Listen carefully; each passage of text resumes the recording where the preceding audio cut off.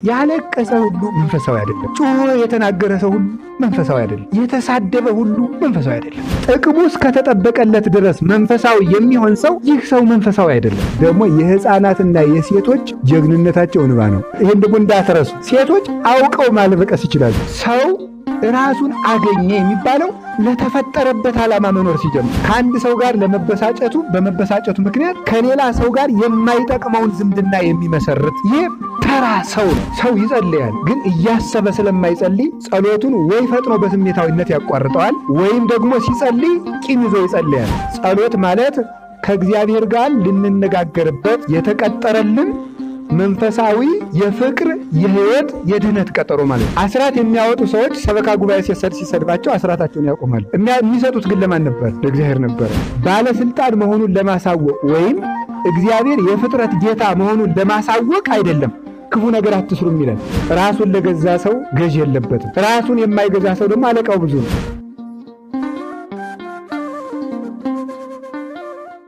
ያስተምሩ የነበሩ አንድ ልንሆን ይገባናል፣ ልንታረቅ ይገባናል፣ አንድነት ያስፈልገናል የሚባሉ ሰዎች ዘራቸው ሲነካ መጀመሪያ የሚቆጡ ለምን ይመስላችኋል? መጀመሪያም መንፈሳዊ አልነበረም። ይሄ ሰው እኮ ገብረ ኪዳንም ሊሆን ይችላል። እኔም ቢሆን አሁን ሳስተምር ቆይቼ አንድ እንሁን ዘረኝነት እጥፋ ምናምን ስል ቆይቼ እኔ የተወለድኩበት አካባቢ ሲነካ ያዙ ይልቀቁኝ የምል ከሆነ መንፈሳዊ አልነበርኩም። ምንድን ነው የነበርኩኝ? ስጋዊ ነበርኩኝ። በስጋዬ ነው ስመሰጥ የነበርኩኝ ማለት። ጥቅሙ እስከተጠበቀለት ድረስ መንፈሳዊ የሚሆን ሰው ይህ ሰው መንፈሳዊ አይደለም። ጥቅሙ እስከተጠበቀለት ድረስ የእሱ የሆነ ነገር እስካልተነካበት ድረስ መንፈሳዊ የሚሆን ሰው ይሄ ሰው መንፈሳዊ አይደለም። ይሄ ሰው የራሱ ሰው ነው ማለት የራሱ መንፈስ መንፈሳዊ ነው። ግን የማን መንፈስ? የራሱ መንፈስ ወይም ደግሞ የማን መንፈስ? የሰይጣን መንፈስ ነፋስ የሚነዳው ሰው ነው ማለት። አሁን አንዳንድ ሰው እኮ ያለቅስ ጌታ ኢየሱስ እንዲህ እንደተቀለደበት አይቀርም ብሎ ያለቅሳል። ስለዚህ ደግሞ መንፈሳዊ የቀጣፊ ባቄላ እንባ ባቄላ ያላል አይደል? ጌታ ኢየሱስ እንባው በዚህ ዶብ ፍርጥ መንፈሳዊ ሰው እንዲህ ግርም ምንም ያደርገኝ ኮነት የለም። እኔም መንፈሳዊ አይደለሁም በእውነቱ። ግን እንዲሁ ቢያንስ ደግሞ መንፈሳዊ እኛ ነን ሌላው አይደለም ተብሎ ሲቀለድ ነው እኮ የሚገርም። በእግዚአብሔር ስም ሲቀለድ ሶምሶንን ያታለለችውን ሴት አታውቋትም እንዴ? ማንም ትባለው ደሊላ ምንድን ነበር ያለችው? መጨረሻ ላይ አትወደኝም ማለት ነው። ትንዋን ዱብ ደግሞ የሕፃናትና የሴቶች ጀግንነታቸው እንባ ነው። ይሄን ደግሞ እንዳትረሱ። ሴቶች አውቀው ማልበቀስ ይችላሉ። ይገርማችኋል እኮ ሴት አውቃ ከፈለገች አንድ ደቂቃ ላልቅስ አላልቅስ ብላ ታስባለች። ይሄ ነገር በንግግር ይሻላል በለቅሶ ብላ ታስብና በለቅሶ እንደሚያዋጣት ካሰበች ታለቅሳለች። እኔ እኮ ለአንተ የምደብቀው ነገር የለኝም በፍጹም ብላ ታለቅሳለች። ግርም ነው የሚያደርገው እኮ። አቅዶ ማልቀስ ይችላሉ ሴቶች ማለት አቅደው እቅድ ነድፈው ስንት ሰዓት ማልቀስ አለብኝ ጭምር ማልቀስ ይችላል። አልቀስ እኔ እኮ አይቼ ነው መጽሐፍ ቅዱስ ላይ ነው እኮ ያየሁት። ማን? ደሊላ ስታለቅስ አትወደኝም እያለች ስታለቅስበት አቅፋ እውነት መስሎት የዋው ፀጉሬን እንደዚህ ታረጂው ኃይል ይለቀኛል አለ። አሳሰረችው። ግን ምን መሰላችሁ? ለምንድን ነው ግን የምታለቅሰው ካላችሁ ይኸውላችሁ የምታለቅስበት ምክንያት እያወራችሁ ባለችው ሐሳብ ሳይሆን እያወራችሁ ያለችው ሐሳብ ባለመፈጸሙ የሚቀርባት ያኛውን ጉዳይ እያሰበች ነው የምታለቅሰው። ምክንያቱም ሰው የሚበላው አጥቶ ነው የሞተ ይሄ ሰውዬ ሲባል የራሱ ጦም ማድር አሳስቦት የሚንሰቀሰቅ ሰው እንዳለው ማለት። የራሱ ጦም አሳስቦት በረሃብ ከሞተ ሰው ልቅሶ ሁሉ የሚያለቅስ ሰው ሊኖር ይችላል። ለራሱ እኔም እኮ እንደዚህ ነኝ እንደዚሁ አይ ሰው ጫጨቃከሉ እንግዲህ እንደዚህ ነገ እንደም ብሎ ሊያለቅስ ይችላል። ስለዚህ ሰው እኛ የሚመስለን በያዝነው ርዕስ እያለቀሰ ነው የሚመስለን። ሰውየው ግን በራሱ ዓለም ነው የሚያለቅሰው። ይሄ ነገር እኮ ካልሆነ ችግር ነው ብሎ የሚያለቅሳል። ሰው ያለቀሰ ሁሉ መንፈሳዊ አይደለም። ጮሆ የተናገረ ሰው ሁሉ መንፈሳዊ አይደለም። የተሳደበ ሁሉ መንፈሳዊ አይደለም። ወይኔ ቤተ ክርስቲያን እንዲህ መቀለጃው እንጂ ዓለም ቢሆን መንፈሳዊ አይደለም። የእግዚአብሔር መንፈስ የመረጋጋት መንፈስ ነው። የመረጋጋት መንፈስ ብቻ አይደለም፣ ራስን የመግዛት መንፈስ። ሌሎችን ባሪያ ካልሆናችሁ የሚያስብል የሰይጣን መንፈስ አለ። እንዲያውም ቅዱስ ጳውሎስ ምንድን ነው የሚለው? እናንተ በዋጋ ተገዝታችኋልና የራሳችሁ አይደላችሁም። አሁን ፀጉራችሁን አታሳድጉ ሲባል ቀለል ያለ ነገር ነው የማነሳው። የምትቆጡት ለምን ይመስላችኋል? መንፈሳዊነታችሁ በራሳችሁ ነው የምትመሰጡት ማለት። ሴቶችም አንዳንድ ነገሮችን አስተካክሉ ስትባል እንደው አንዳንድ ነገሮችን እምቢ የምትሉት ለምን ይመስላችኋል? በራሳችሁ ስለምትመሰጡት። መንፈሳዊነት ግን ራስን መካድ ነው እና ደግሞ ራስን ማግኘት ማለት ነው ፈረንጆቹ አበላሽተውት ነው እንጂ ሰልፍ አክቹዋላይዜሽን ብለውታል። ራስን እውን ማድረግ ብለው ተርጉመውታል። ግን ይሄ ስህተት ነው። ራስን እውን ማድረግ የሚሉት እነሱ ኳስ የመጫወት ፍላጎት ካለ ተጫወት፣ ጥሩ ተጫዋች ትሆናለህ ብለውን ያን ነው እሱ ሰልፍ አክቹዋላይዜሽን የሚለው። ነጋዴ መሆን ከፈለክ ነግድ፣ ማግባት ከፈለክ አግባ፣ መመንኮስ ከፈለክ መንኩስ የሚል ፍላጎትህን ወደ ተግባር አምጣው የሚል የስኬት መንገድ ብለው አሁን ሰው ሁሉ ስኬታዊ ይሆናሉ ብሎ በየኢንተርኔቱ መከራውን የሚዳክርበት ማለት። ግን ምን ማለት መሰላችሁ? ሰው ራሱን አገኘ የሚባለው ለተፈጠረበት ዓላማ መኖር ሲጀምር። መኖር የጀመረ ሰው እሱ ራሱን እያገኘ ነው ማለት። ለተፈጠረበት ዓላማ፣ ለፈለገው ዓላማ አይደለም፣ ለፈለገው ዓላማ አይደለም፣ ለተፈጠረበት ዓላማ። ወይም ከእንስሳት ተለይቶ፣ ከአራዊት ተለይቶ፣ ከእንጨት ተለይቶ፣ ከድንጋይ ተለይቶ፣ ወይም ደግሞ አይምሮ ከሌላቸው ፍጥረታት ተለይቶ ሰው ለሆነበት ነገር መኖር ሲጀምር፣ ሰው ለሆነበት ምክንያት መኖር ሲጀምር ይሄ ሰው መንፈሳዊ የሆነ ነው ማለት። ሰው ለሆነበት ምክንያት፣ ሰው የሆነበት ምክንያት ማንን ለመምሰል ይመስላችኋል? ስለዚህ እግዚአብሔርን ስንመስል ምን ሆን ማለት ነው? መንፈሳውያን። ስለዚህ ሰው መንፈሳዊ ይባላል። እንዲህ ይላል አንደኛ ቆሮንቶስ ምዕራፍ 2 ላይ ሰው ፍጥረታዊ ሰው መንፈሳዊ ሰው ብሎ ደግሮታል። ፍጥረታዊ ሰው። ኦሪት ዘሌዋውያን ደግሞ ማናቸውም ሰው ይባላል። ማናቸውም ሰው ኃጢአት ቢሰራ መስዋዕት ርግብ ያምጣ ይላል ኦሪት ዘሌዋውያን። ማናቸውም ሰው የተባለው ይሄ ሰው ምንድን ነው? ምንም ተርታ የሌለው ማለት፣ በእግዚአብሔርም በዓለምም የተናቀ ተርታ ሰው፣ ለራሱ የማይሆን ርካሽ ነገሮችን ሰርቶ ራሱን ያዋረደ ሰው ማናቸውም ሰው ይባላል። ይሄ ማናቸውም ማለት ተርታ ነገር በቀላሉ የሚገኝ ማለት፣ ለሁሉም ነገር በቀላሉ የሚያዝ ትንንሽ ኃጢአቶች ሳይቀሩ በቀላሉ የሚጠርፉት ሰው ይሄ ማናቸውም ሰው። ርግብ ያቅርብ የተባለ ሞኝ ሕሊናውን እንኳን ቢሆን ይዞት ይምጣ ማለት ነው። ርግብ ማለት የዋህ ማለት ነው። ይሄ ሰው ሌላ የሚሰጠው ነገር ባይኖረው ነው ትርጉሙ። ርግብ ይዞ ይምጣ ማለት ቢያንስ እንኳን ሞኝነቱንም እንኳን ቢሆን ይዞ ወደ እግዚአብሔር ቤት ይምጣ ማለት። ከዛ እግዚአብሔር ብልሃትን ያስተምረዋል። እንዲህ ተብሎ እንደተጻፈ እግዚአብሔር የዚህን ዓለም ሞኝ ነገር ምን አለ ይላል መረጠ ስለሚል ያለብመዋል፣ ልባም ያደርገዋል። ሞኝነቱንም ቢሆን ይዞት ይምጣ። ማናቸውም ሰው የሚባለው በምናምንቴ ነገሮች ላይ ራሱን እያታለለ ዘመኑን የሚገፋ ሰው ነው። ሲከፋው በዘፈን ደቂቃዎቹንና ሰዓታቱን የሚያሳልፍ፣ ሲበሳጭ ሰክሮ ራሱን ደልሎ የሚያድር፣ ከአንድ ሰው ጋር በመበሳጨቱ ምክንያት ከሌላ ሰው ጋር የማይጠቅመውን ዝምድና የሚመሰርት ይህ ተራ ሰው ነው። ማናቸውም ሰው ራሱ የሚወድቅበትን ስራ የሚሰራ ሰው ተራ ሰው ይባላል። ለራሱ የማያስብለት፣ ለራሱ ነውር የሆነበትን ነገር የማያውቅ፣ ራሱን የሚጎዳውን እሾህ ነቅሎ የማይጥል፣ እርሱን ጧት ማታ የሚመታውን እንቅፋት አንስቶ የማይወረውር፣ ትናት ብሎ የተመታበት እንቅፋት ሁልጊዜ እየወደቀ የሚሰበር ይህ ማናቸውም ሰው ይባላል። ይህም እንግዲህ መንፈሳዊ ነው። ለራሱ ዓለም ተመስጦ፣ የህንዶች ተመስጦ ደግሞ አለ ፍጥረታዊ ሰው። ፍጥረታዊ ሰው ደግሞ ምንድን ነው? ነውር ላይ ሰራ ይችላል፣ ኃጢአት ላይ ሰራ ይችላል፣ የሞራል ሕግን ሊያከብር ይችላል፣ ሊመጸውት ይችላል፣ ደግ ነገር ሊሰራ ይችላል፣ ሊጾም ሁሉ ይችላል፣ መልካም ነገር ይችላል። ግን እግዚአብሔርን አስቦ ስለማያደርገው ሊመሰጥ ይችላል፣ ባይታዊ ሊሆን ይችላል፣ አንድ ቅል ብቻ አንጠልጥሎ ዋሻ ገብቶ ሊቀመጥ ይችላል፣ እውነትን እየተከተልኩ ነው ብሎ ላይዋሽም ይችላል። ግን ይበላል ይጠጣል፣ የሚኖርበት ግን ሰማያዊ ዓላማ የለው። ወይም ደግሞ ሰማያዊ ወይም የነፍስ ዓላማ ይዣለው ቢል እንኳን ያ የያዘው የነፍስ ዓላማ እውነት አይደለም፣ የመሰለው የነፍስ ዓላማ ነው እንጂ። ሂንዱይዝም ለምሳሌ በተመስጦ የሚተካከላቸዋለን። ተመስጠው ቤት ዘግተው ይውላሉ፣ ያድራሉ፣ ይጾማሉ፣ ሁላ አለማዋሸትንም ያደርጋሉ፣ ይጾማል። እንዲህ ያለው ሰው ፍጥረታዊ ሰው ነው። ግን ሰማያዊ ዓላማ ሰማያዊ ተስፋ የለውም። ኑሮ ብቻ የሚያልፍ ሰው ነው። ይሄ ፍጥረታዊ ሰው ነው። መንፈሳዊ ሰው ግን ሌላ ነው። መንፈሳዊ ሰው የሚባለው ምን አይነት ሰው ነው ሲባል ትክክለኛው መንፈሳዊ ነው። በትርጓሜ የሚኖር ፊደልን የማይከተል የመላእክትን ሕይወት የሚከተል እውነተኛ መምህራንን የሚከተል መጨረሻ ላይ ከልቡ ጋር የሚኖር ከህሊናው ጋር የሚኖር ከልቡ ጋር የሚኖር ከህሊናው ጋር የሚኖር ሰው ይጸልያል። ግን እያሰበ ስለማይጸልይ ጸሎቱን ወይ ፈጥኖ በስሜታዊነት ያቋርጠዋል፣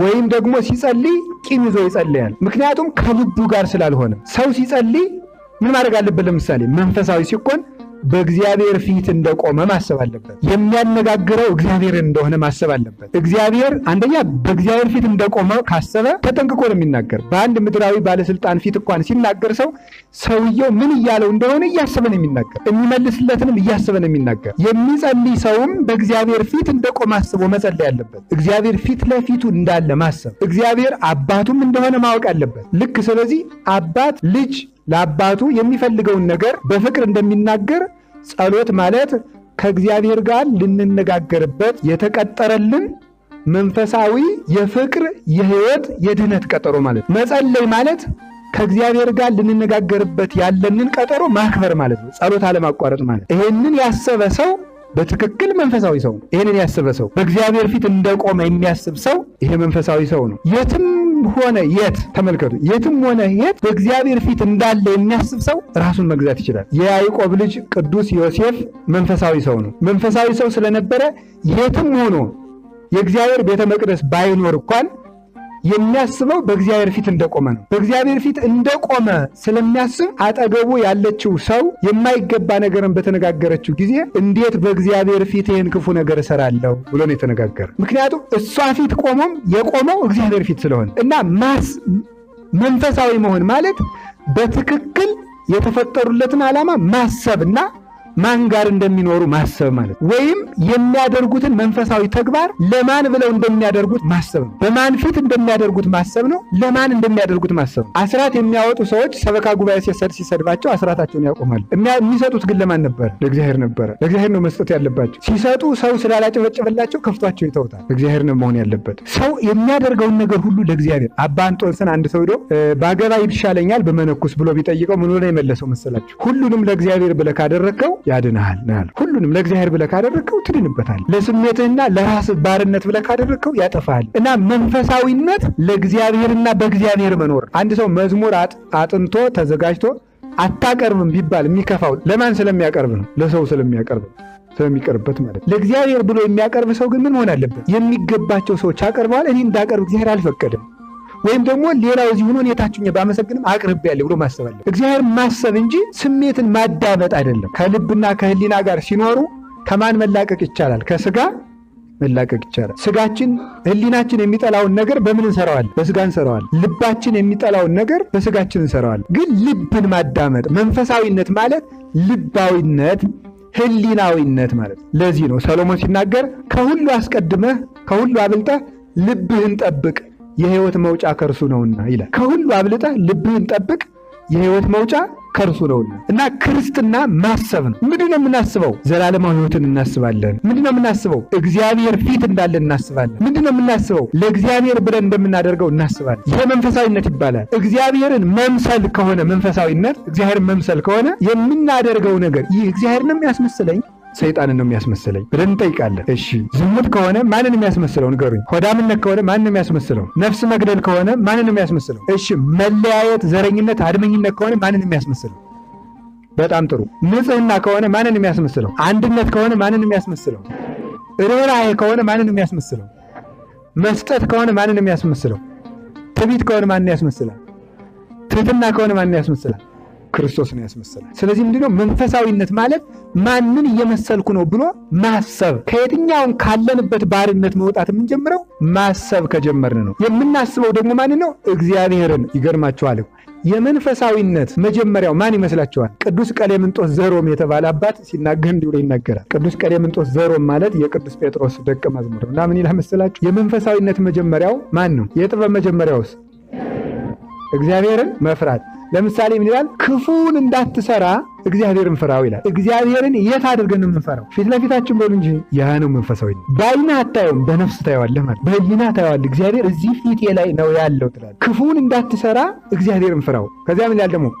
በጎውን እንድትሰራም እግዚአብሔርን ፍራው ይላል ደግሞ ቅዱስ ቀሌምንጦስ። ምን ብለን የምንፈራው ደግሞ? ይሄን አድርግ ብሎኝ አላደረኩም፣ ታረቅ ብሎኝ አልታረቅኩም፣ ስጥ ብሎኝ አልሰጠውም፣ ትጋ ብሎኝ አልተጋሁም፣ መጽውት ብሎኝ አልመጸወትኩም፣ ተማር ብሎኝ አልተማርኩም፣ ቅዱስ ሁን ብሎኝ ቅዱስ አልሆንኩም ብለን እናስባለን። ስለዚህ መልካም ነገር ላለማድረግም እግዚአብሔርን አስበው። እግዚአብሔር ግን ይህን አድርጎልኛል፣ እየሰጠኝ እቀማዋለሁ፣ እያቀረበኝ እርቀዋለሁ፣ እየተከተለኝ እሸሻለሁ፣ እየወደደኝ እጠለዋለሁ፣ እያቀረበኝ እርቃለሁ፣ እየሰጠኝ እነሳዋለሁ፣ እያነሳኝ እወድቃለሁ። እኔ እንደዚህ ነኝ፣ እግዚአብሔር ግን ይወደኛል ብሎ ይህንን ማሰብ ይገባል። ሰው ይህንን ማሰብ ሲጀምር ነፍሱ ህሊናውን መግዛት ትጀምራለች። ህሊናው ስጋውን መግዛት ይጀምራል። ህሊናው ስጋውን ሲገዛለት ይሄ ሰው በመንፈስ መመላለስ ይጀምራል። ተስፋውም ሰማያዊ ይሆናል። በሚያቸው ምድራዊ ነገሮችም በሚቀርቡለት ምድራዊ ነገሮችም ምን አይልም፣ አይደነግጥምም፣ አይደሰትምም። ተሸለምኩ ብሎም መጠን አያልፍም፣ ተቀማው ብሎም አይኮማተርም። በልክ መኖር የሚጀምር ሰው መንፈሳዊ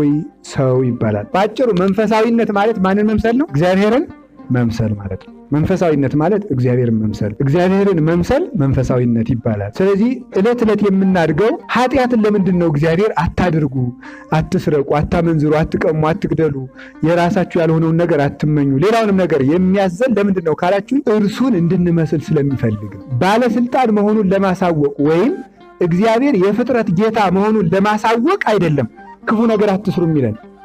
እርሱ መልካም ስለሆነ የእሱን መልካምነት እንድንይዝና እንዲያምርብን እንድንጠቀምም ስለሚፈልግ እግዚአብሔር ክፉውን ነገር ተዉት የሚለን ከዚህ የተነሳ ነው። እግዚአብሔርን መምሰል መልካምነት ነው። እግዚአብሔር ንጉሥ ነው። እሱን የመሰለ ሰውም ፍጥረትን ይገዛል። አጋንንትን የገዙአሉ፣ ምድርና ሰማይን የገዙአሉ፣ አራዊትን የገዙአሉ፣ ወንዙን የገዛሉ፣ መላእክትን ሳይቀር የገዙአሉ። አባቶቻችን ቅዱሳን እግዚአብሔርን የመሰሉ ሰዎች። እግዚአብሔር ጥበበኛ ነው። ጥበበኛ ሆነው ሰይጣንን ተጠብበውበት ዓለምን ተጠብበውበት ልባም ሆነው ለራሳቸውም ለሰውም ነፍስ አውቀው የሞተዋል። በልባምነት የሞቱ እነዚህ አባቶቻችን ምን ይባላሉ?